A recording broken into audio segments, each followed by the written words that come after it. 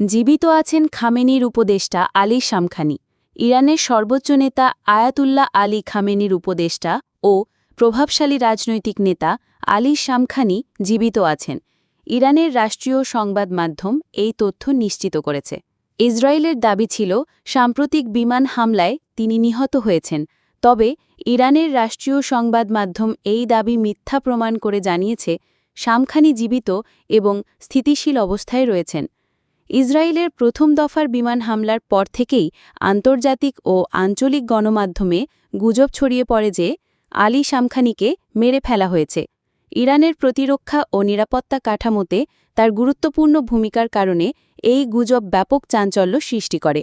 তবে ইরানি গণমাধ্যমে প্রকাশিত এক বিবৃতিতে শামখানি নিজেই জানান, আমি জীবিত আছি এবং ইরানের জন্য জীবন দিতে সবসময় প্রস্তুত। বিভিন্ন মহলের মতে তিনি ইসরায়েলের হামলায় গুরুতর আহত হয়েছিলেন,